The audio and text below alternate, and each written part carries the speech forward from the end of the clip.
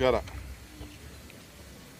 ಇವತ್ತು ನಿಜಲಿಂಗಪ್ಪನವರ ಪುಣ್ಯತಿಥಿ ಅಂಗವಾಗಿ ಪುಣ್ಯ ಸ್ಮರಣೆಯನ್ನು ಮಾಡಲಿಕ್ಕೆ ನಾವೆಲ್ಲ ಇಲ್ಲಿ ಸೇರಿದ್ದೇವೆ. ನಾನು, ಭೀಮಣ್ಣ ಖಂಡ್ರೆ ಅವರು, ಗೃಹ ಸಚಿವರು, ನಮ್ಮ ರಾಮಲಿಂಗಾರೆಡ್ಡಿ ಅವರು, ಗೃಹ ಸಚಿವರಾದ ಖರ್ಗೆ ಅವರು, ಶಂಕರ್ ಬಿದ್ರೆ, ನಮ್ಮ ಚೀಫ್ ಸೆಕ್ರೆಟರಿ, ಇನ್ನು ಅನೇಕರವರ ಅಭಿಮಾನಿಗಳೆಲ್ಲ ನಾವೆಲ್ಲ ಸೇರಿದ್ದೇವೆ. ನಾನು ಕೂಡ ಅನೇಕ ಬಾರಿ ನಿಜಲಿಂಗಪ್ಪನವ್ರ ಹತ್ರ ಚರ್ಚೆ ಮಾಡಿದ್ದೇನೆ.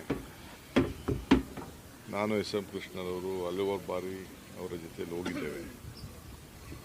ಸೋನಿಯಾ ಗಾಂಧಿಯವರು ಕೂಡ ಅವ್ರನ್ನ ಭೇಟಿ ಮಾಡಬೇಕು ಅಂತೇಳಿ ಚಿತ್ರದುರ್ಗಕ್ಕೆ ಬಂದಿದ್ದರು.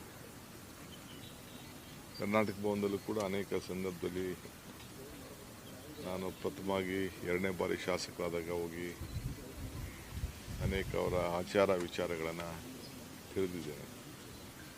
ನಮ್ಮ ಕರ್ನಾಟಕಕ್ಕೆ ಭಾಳ ಗೌರವನ ತಂದಂಥ ಒಬ್ಬ ಧೀಮಂತ ನಾಯಕ. ಅವರು ಕರ್ನಾಟಕದ ಏಕೀಕರಣಕ್ಕೆ ಭಾಳ ದೊಡ್ಡ ಹೋರಾಟವನ್ನು ಮಾಡಿದಂಥ ನಾಯಕ. ಮಹಾತ್ಮ ಗಾಂಧೀಜಿಯವರ ಚಿಂತನೆಗಳಿಗೆ, ಅವರ ಹೋರಾಟಕ್ಕೆ ಯಾವಾಗಲೂ ಕೂಡ ಬೆನ್ನೆಲುಬಾಗಿ ನಿಂತಂಥವರು. ನಮ್ಮ ಕರ್ನಾಟಕದಿಂದ ಇವತ್ತು ಮಲ್ಲಿಕಾರ್ಜುನ ಖರ್ಗೆರವರು ಕಾಂಗ್ರೆಸ್ ಪಕ್ಷದ ಅಧ್ಯಕ್ಷರಾಗಿದ್ದಾರೆ. ಆದರೆ ಮೊದಲನೆಯ ACC ಅಧ್ಯಕ್ಷರಾಗಿ ಕೆಲಸವನ್ನು ಮಾಡಿ ಕೇಂದ್ರದಲ್ಲೂ ಕೂಡ ಅವರ ಧ್ವನಿ ಕನ್ನಡಕ್ಕೆ, ಕರ್ನಾಟಕ ಏಕೀಕರಣಕ್ಕೆ ಭಾಳ ದೊಡ್ಡದಾಗಿತ್ತು. ಅವರ ಸರಳತೆಯೇ ಒಂದು ದೊಡ್ಡ ಆಸ್ತಿ. ಕೊನೆಗೆ ಅವರ ಆಸ್ತಿಯನ್ನು ಕೂಡ ಇವತ್ತು ನಾವು ಯಾರ ಪಾಲು ಆಗಬಾರ್ದು ಅನ್ನೋ ದೃಷ್ಟಿಯಿಂದ ಸರ್ಕಾರನೇ, ನಮ್ಮ ಸಿದ್ದರಾಮಯ್ಯನವರ ಸರ್ಕಾರದಲ್ಲಿ ನಾವು ಅದಕ್ಕೊಂದು ದೊಡ್ಡ ಜವಾಬ್ದಾರಿ ತೆಗೆದುಕೊಂಡು ನಾವು ಅದು ಸರ್ಕಾರದ ವಶಕ್ಕೆ ತೆಗೆದುಕೊಂಡಿದ್ದೇವೆ. ಇವತ್ತು ಇಂಥ ನಾಯಕರ ಆಡಳಿತ, ಪರಿಶುದ್ಧವಾದಂಥ ಆಡಳಿತ, ಜಾತ್ಯತೀತ ತತ್ವ, ಬಸವಣ್ಣವರ ಚಿಂತನೆ ಇವೆಲ್ಲ ಕೂಡ ಪ್ರತಿಬಿಂಬಿಸಿದಂಥ ಒಬ್ಬ ಶ್ರೀಮಂತ ಮುಖ್ಯಮಂತ್ರಿ ನಾಯಕರನ್ನು, ಅವರ ಹಾದಿಯನ್ನು ನಾವೆಲ್ಲ ಬೆಳೆಸ್ಕೊಂಡು ಈ ಸಂದರ್ಭದಲ್ಲಿ ಹೋಗಬೇಕಾಗಿದೆ. ಆ ದಿಕ್ಕಿನಲ್ಲಿ ನಾವೆಲ್ಲ ಸೇರಿ ಖಂಡಿತ ಕೆಲಸ ಮಾಡ್ತೇವೆ. ಈ ದೇಶಕ್ಕೆ ಒಂದು ACCಯ ಸಂದರ್ಭದಲ್ಲಿ ACC ಅಧ್ಯಕ್ಷ ಸ್ಥಾನ ಆಗಿ ಈ ದೇಶದಲ್ಲಿ ಕಾಂಗ್ರೆಸ್ ಸರ್ಕಾರ ಅಧಿಕಾರದಲ್ಲಿದ್ದಾಗ ಕೊಟ್ಟಂಥ ಮಾರ್ಗದರ್ಶನಗಳು ಇವೆಲ್ಲ ಕೂಡ ದಾಖಲೆಗಳಲ್ಲಿ ತಿಳಿದಿದೆ. ಬೆಳಗಾಂ ಅಧಿವೇಶನ ಸಂದರ್ಭದಲ್ಲೂ ಕೂಡ ಅವರ ಪಾತ್ರ ಭಾಳ ದೊಡ್ಡದಾಗಿತ್ತು.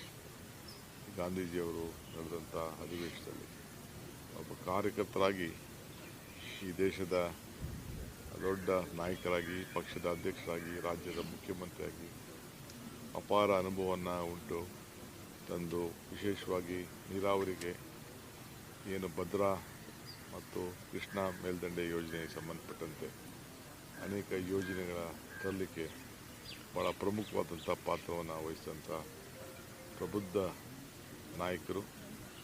ಅವರೆಲ್ಲ ಕುಟುಂಬದವರು ಕೂಡ ಭಗವಂತ ಒಳ್ಳೇದು ಮಾಡಲಿ.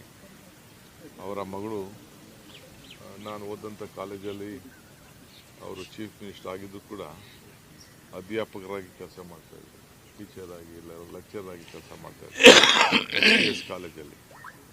ಅವರು ಕೂಡ ಭಾಳ ಸರಳತೆಯಿಂದ ಜೀವನವನ್ನು ನಡೆಸಿದ್ದು. ನಾನು ಯಾವತ್ತೂ ಕೂಡ ನಾವು ಚೀಫ್ ಮಿನಿಸ್ಟರ್ ಮಗಳು ಅಂತ ಹೇಳ್ಕೊಳ್ತಿರಲಿಲ್ಲ. ಆ ರೀತಿ ಅವರ ಮಗಳು ಕೂಡ ನಮ್ಮ ಹೈದರಾಬಾದ್ ಕರ್ನಾಟಕ ಎಜುಕೇಷನ್ ಸೊಸೈಟಿಯಲ್ಲಿ ನಾನು PUC ಓದುವಾಗ ಅವರ ಚಿಂತನೆ ಎಲ್ಲ ಕೂಡ ಗಮನಿಸಿದ್ದೇನೆ. ಭಗವಂತ ಅವರಿಗೆ, ಎಲ್ಲ ಅನುಯಾಯಿಗಳಿಗೆ, ನಮ್ಮಂಥವ್ರಿಗೆಲ್ಲ ಅವರ ಮಾರ್ಗದರ್ಶನ ಯಾವಾಗಲೂ ಕೂಡ ಸದಾ ಇರಲಿ ಅಂತೇಳಿ ಭಾವಿಸಿ 4 ಮಾತನ್ನು ಹೇಳಲಿಕ್ಕೆ ಬಯಸ್ತಾರೆ. Sir, Kiren Rijiju has targeted the state government saying that while Rahul Gandhi is questioning about womenization bill, there are no women ministers in Karnataka. You see, we are the one who piloted, we are the one who passed. The Congress party believes in it. Definitely there will be a woman. We will give more strength for women. You know how many seats we gave in the parliament? I think you remember. So in Karnataka, definitely we are sorting out that issue. Riju may not worry about the Congress party. Let him settle himself to the whatever is party and the NDA is there. ಡೆಲ್ಲಿಗೆ ಏನಾರು ಹೋಗ್ತಾ ಇದ್ದೀರಾ sir? ಹೋಗ್ಲೇಬೇಕಲ್ಲಪ್ಪ, ಹೋಗ್ತೀವಿ.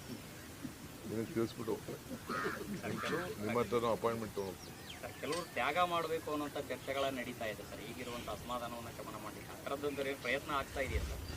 ಮಾತಾಡೋಣ ಹೇಳಿರಿ.